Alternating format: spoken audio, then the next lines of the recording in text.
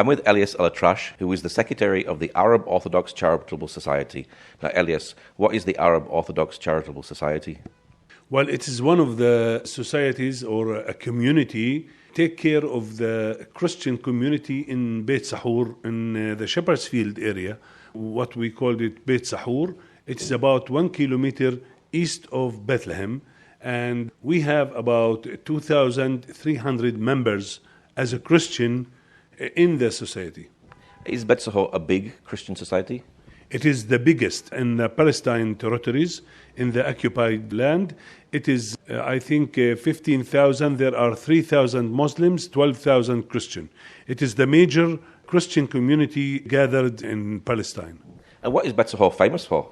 First of all, Beit Sahur is, regarding the history, the angel appeared to the shepherds and sing glory to God in the highest. So it is very famous since Jesus Christ as the shepherd were taking care of the shepherd, because it has a very straight land, and it until now there are farmers growing lands and everything. Beit Sahur also famous of growing the olive trees, and from the olive trees we got the olive wood, where we carve it and make it like religious statues, and we sell it as a commercial to tourism. So it's very important to keep the Christians here in Beit Sahur and help the Christian community here in Beit Sahur. Yes, of course. That's one of the major handwork which works in Beit Sahur. I mean, the handicraft of olive wood and also the mother of pearl. We don't have an ocean or a sea here, but we import that from different countries, and we hand carved the mother of pearl as like a Virgin Mary, Jesus Christ, all prophets, Prophet Saint Michael, all these figures, and we promote that, as you can see in the souvenir shop in Bethlehem. Everything, most of the thing you see over there is handmade, and even we have ceramics, handcrafted, made ceramics, and poetry and embroidery for women who work by hand their own dresses. And that helps keeping the Christians in the land, doesn't it? Yes, of course. But during this pandemic, to tell you the truth, the most people affected from the pandemic, from the coronavirus COVID-19, is the tourism sector. Who work in tourism, there are all like 1.5 years now. Everybody is zero income. You actually own a tourist company. How has that been affected? Well, 100%. We have, because Bethlehem was the first city in Beit Jala where they found the coronavirus when a group of tourism came and visit, and they found out when they go back home that they are affected. So it was closed from 6th of March, because it was in the 5th of March when they found the virus. And it was closed under curfew, even closed for 2 months. Then everything was closed and damaged all over the world, but mainly because we have a non-governmental support. So we support ourselves by our work. So if we don't have work, that means we don't have income. And that's what happened to tourism. Now, when was the Arab Orthodox Charitable Society started, and why did you start it? Well, it is long time history. Our society started in 1950, exactly from our grandfathers. And there was one priest who, mercy in his soul, he died in that time. And when they gathered, make a society to build a church. So from that time, they started a small community with about 12 members, and they started the society. And it was growing up, but even like it was stopped for so many times because of the war. Like in 1967, it was stopped. In Intifada in the 80s was stopped. So it was re-established, the newest re-established 1999. And I am a member in the society from that time. And I was elected as a vice president. I was elected as a treasurer in the treasury board, and finally at the last 3 years, because every 3 years we have elections, in the last 3 years I was elected as board secretary, who I deal with everything regarding the society, and I know most of the members who come and visit. We have goals, 3 goals, very important goals that we raise money for. First of all, to support the poor families. We support the students to continue their study in the universities, and we support the sick people, the sickness, and the people who suffer from sickness. And what we do is we go to the rich people, or we make a party, as we call it, and we collect donation from people, and that's how we survive.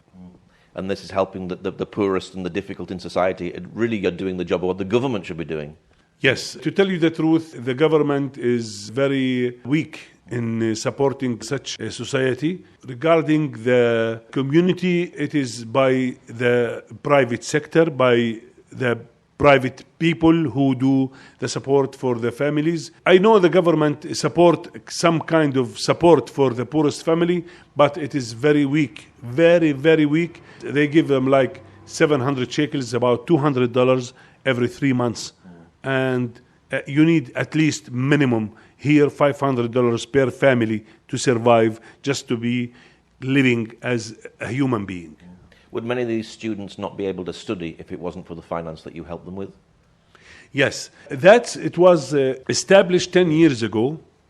And what we did is we gathered some money and we supported the people in the beginning. Every poor family, we support the students who cannot pay. And nowadays, we don't support freely. What we do is, for example, you study in any of the universities in Palestine. For example, in Bethlehem University, as we are in Bethlehem, it costs you like 700 dinars to 1,000 dinars per semester. That means is about 1,000 euro or $1,200. So we give you the $1,200 and we start paying back after 3 months like $100 per month, with no interest, with no fees, with nothing. And this is how we survive until now. Last year and this year, even with the pandemic, with the people who study in university, we supported over 300 students. And that's our goal, is to keep people living as Christians in the area, because to tell you the truth, we're suffering as a Christian people from immigrant, because Christian cannot survive in the critical situation, and everybody move out of the country to North America or South America, to Latin America. And it's important to keep the Christians here in the land, isn't it? Yeah, and to tell you the truth, if the situation keep like that, we are now only 45,000 remain as a Christian in Palestine. If you go back 20 years ago, we used to be 150,000. If you go 40 years ago, we've been over 20% of the population of the 6 million. That means we are about 2 million. Most of them left. Do you have many friends that have left? I have members of the family left. My kids, if they have my son, I have 2 sons, aged 20 and 25, and if they have the opportunity to leave, they will do so. But I trying to find them a work and support them to stay here. Has the things got worse because of COVID and more families reaching out to you at the moment? It was worse before, but COVID is like came and show the view as it is. You know, but because of 1.5 years without work, it shows the poor families and the people in the middle class income, you can see that it is not enough for them to survive.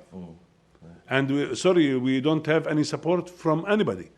And, you know, we heard that maybe European support, and we heard the United States support, we heard the Arab country support. We don't see nothing, my friend. We don't see nothing. So people who've been able to support themselves in the past are now actually in this position where they need help. Yes, of course. Yeah. As I said, in the middle class, we have like 3% of the population is rich people, okay? But the most of the people are middle class, who are working as an employee, like who has like $700 to $1,000 per month. We survive of it. We have the middle class who's employee, bank employees, workers in Israel, whatever. They are like middle class. But the rest of the people, nowadays, they are 40%, maybe less, maybe more, less than average life. They live very poor. I know families in Beit Sahur, because I am in that society. I know live day by day. If they don't work, if their son didn't work that day, they cannot buy the bread for this day. Meat or chicken, they cannot find it only once a month. I know that there are so many families. You know, every year as a Greek Orthodox, how we support that? Don't think we support very high support. When we support a poor family, we give them like $100 for 3 months. This is how we can support 200 families, 300 families, 600. The maximum we do 600 3 years ago, but nowadays we cannot support more than 100 or 120. That's it. Because we don't have the budget, because there were a donation like from some institutes overseas, they stopped. We have members of the family who are rich, they were used to support, they are stopped. Everybody stopped support. And that's why we come to this point. So the charity has been a lifeline for many, many people here in the land. Yes, it is. Yeah. Yes, it is. When I tell you this is one of the most active life in the Bethlehem area, because we have about 2,300 members, that means it's one of the largest institute or society, charitable society, who live in this area. And we do, you know, each member pay 10 shekels, which is about $3 to be a member, to be an active member in the society. We don't charge that much. We are charitable society. Do people come back with stories of how you've helped them? No, we never announce the name list that which people we help. People doesn't talk about the support. I tried sometimes to make a video from that, and they talk to me that we don't take advantage of what we give. So what we give is agreed by the community, which we are 13 members, and it will be secret of all of us, and we give the families because we know the community very well. We ask the priests, we ask the other Christian committees, we ask the people who are involved in supporting poor families, and we have a very good knowledge of the members who need support and help. Why do you do what you do? Because we need to stand to each other to survive. That's how Jesus teach us. If you have 2 shirts, you need to give 1 shirt to your neighbor. And that's how we do it. And this is a traditional way, and to keep the Christian community very strong. And this is one of the reasons that we are remaining in this country regarding all this critical situation. What's your prayer for the community at this time? Well, I pray, my prayer, I want to address the people who can do the support, to do supports. The Greek Orthodox community in Beit Sahur is maybe for the Palestinians, but we are Christian Palestinians. We know God as you do, and our God is the same God as you.